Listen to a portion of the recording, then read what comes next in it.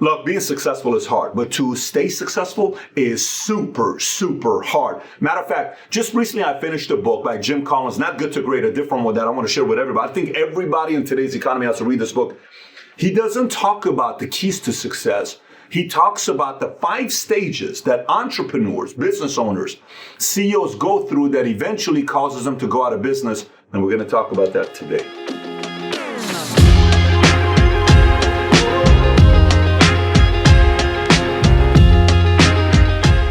We're about to go out of business. I'm panicking. This is how much money I got in savings. My employees are complaining about this. I'm going through that, whether it's real estate, mortgage, it doesn't matter, many different industries that they're calling me, but the book explains 5 stages. Let me share with you what prompted us want to make this video. So many business people today that we're consulting are calling us talking about, Pat, I think we're done. I don't think we can do anything else right now to save our business. And I'm telling you right now, 90% of people who say that, you're not done yet.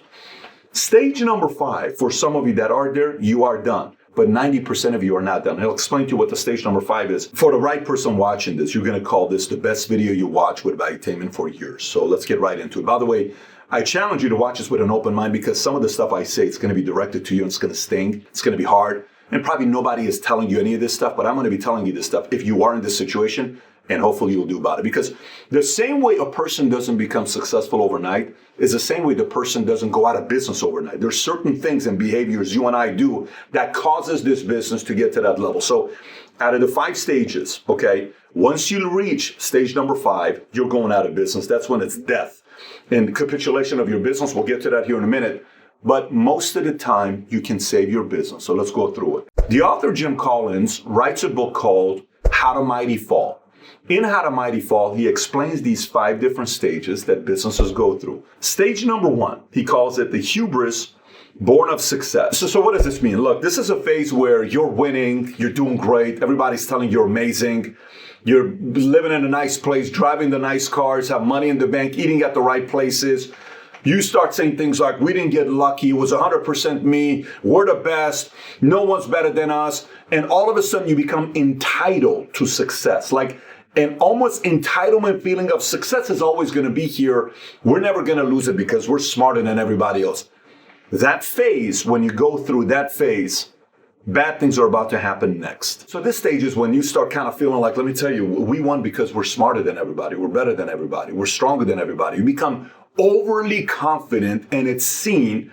And so you become entitled to success. We're going to deserve the next level of success. We didn't get lucky. It was all us. It's 100% hard work. It's because of this.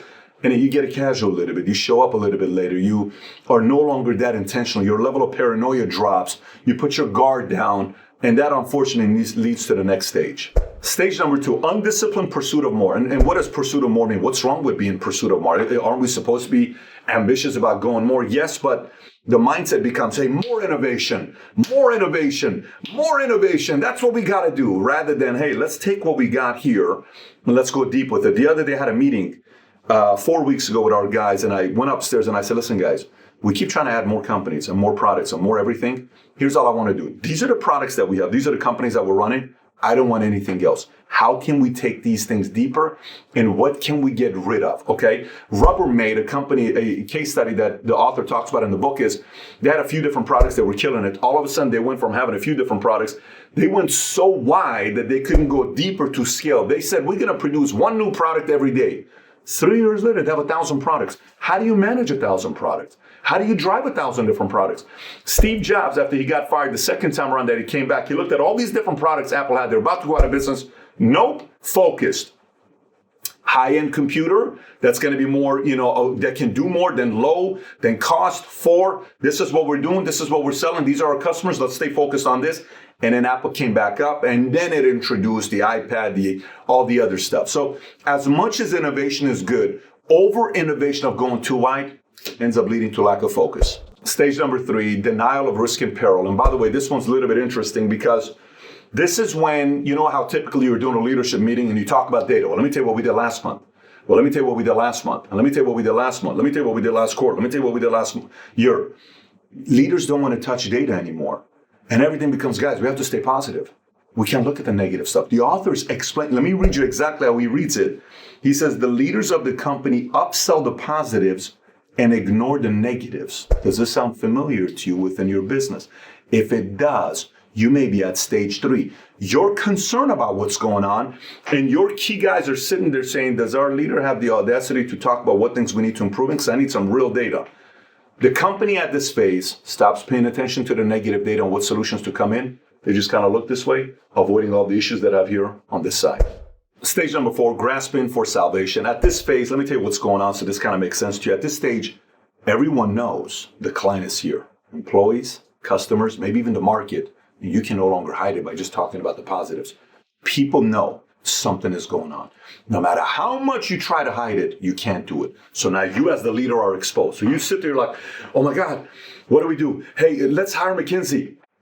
They can solve our problems. Let's bring them in. Let's hire the next consulting company. Let's bring those guys in. Let's do something for sale. Let's do the next creative campaign. Let's just try this and let's just try that and let's just do this and let's just do that. And you're panicking and everybody's like panicking, anxiety. And you're like, oh my, rather than wanting to go back to the basic fundamentals, which when I tell you the story of what this female CEO of Xerox did, you're going to sit there and say, this makes a lot of sense.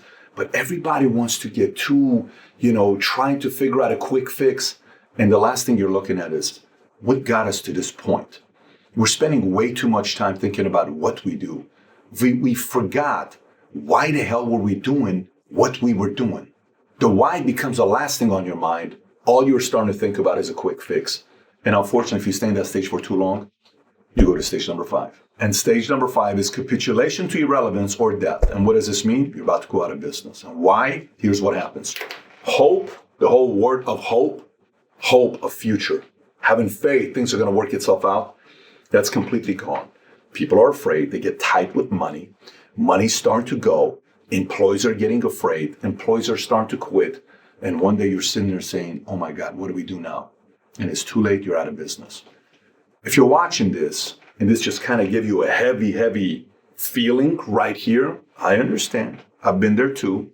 It sucks. It's not a lot of fun.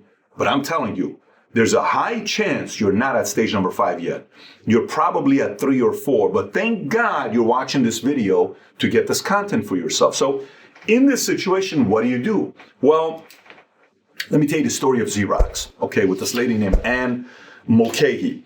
Anne Mulcahy got started with Xerox in 1976. She started working there, okay? 24 years later, she was in sales for 16 years. She was just a field rep is what she was. 24 years later, August of 2001, the board comes up to her and says, hey, Anne Mulcahy, yes, we kind of want to make you the CEO. And she's like, oh my God, you're making me the CEO? Do you realize when you're making me the CEO? Yeah, we kind of want you to be the CEO. No problem, I'll take it. Great attitude, simple woman, high energy, came from sales. She understood the hard work that salespeople put in. She respected salespeople. She was always in the field shaking hands. Hey, how you guys doing? You guys good? You guys talking to customers? When she took over as a CEO, you ready? The company had only $100 million in cash. This is 01. Now keep in mind, some people may say, Pat, $100 million, that's a lot of money in cash. Yes, you have $100 million in cash, but you got $19 billion of debt. Let me say that one more time. $19 billion of debt.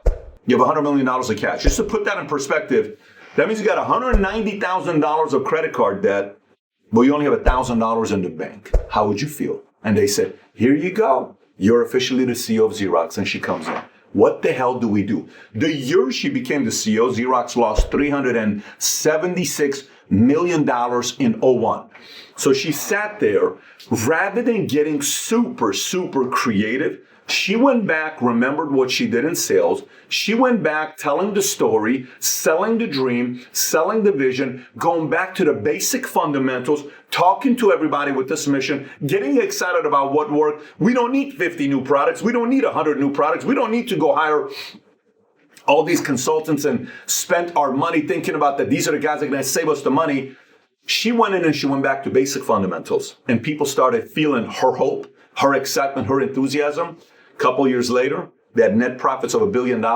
Couple years later, she was recognized as the CEO of the Year by Chief Executive Magazine. She was number 6 in Woman of the Year on Forbes magazine. She was on so many different lists. She talked at Harvard. Next thing you know, she's sitting on the board of Citi. Everybody wanted to work with this lady because they brought someone who understood the basic fundamentals. She was excited. She was enthusiastic. She unified. She brought people together saying, yes, we have these mistakes. Yes, these are real numbers. Yes, we're $19 billion in debt. Yes, we only have $100 million in cash, but we can do something about it. And that energy became infectious. So now, if you're watching and saying, well, Pat, how do we find people like this? The book explains the 5 qualities you look for, specific people that help you take the company to the next level. I'm going to share with you what those 5 qualities are. All right, so the 5 qualities Jim Collins talks about are the following. Number 1, look for people who fit with company values. A lot of times you may find a very talented person, but they don't fit the company values. It's not going to work out. By the way, while you're in this situation, we're like, what do we do next with the company? These are also the 5 qualities you're looking for to help take the company to the next level. But he's talking about that you also look at this while you're hiring everybody. So again, number 1, look for people that fit the company values. Number 2, the right people don't need to be tightly managed. If you're overly managing somebody constantly to see what they're doing, they're not the right people. The right people, they just say, here's a job, here's what we're doing. They're going to go get the job done. They don't have to constantly be tightly managed. Number 3, they don't look at the job as a job. They look at it as purely a responsibility. They take it personally to say, hey man, that's my job. It's on me. I'm going to get this fixed. Don't worry about it. I got it. There's a certain feeling where it's like, oh, it's not my job. I didn't do this. It's not on me. I don't have to do anything. It's purely a responsibility. They're like, oh, I can't believe we're working this. Those types of things don't come out of their mouth. All they think about is, it's my responsibility. We're going to get it done. Number 4, they fulfill their commitment. They keep to you, and they're very careful to never overcommit. So a lot of times you may have certain people that are going to tell you, I think we're going to do this, and they constantly fall short. I think we're going to do this, and they constantly fall short. I look at it as a test we take in school. What's an A? 90% or higher. B is 80% or higher. C is 70% or higher. D is 60% or higher. Anything below 60% is what? Fail. If a person tells me, Pat, I think we're going to do $3 million this month. They do 2.7 million. That's 90% of what they said they're going to do. That's still an A. Of course, you want them to do what? 3.1 million, but that's still in the A category. But if somebody says, we're going to do $3 million this month, and they do 1.2 million, that's fail.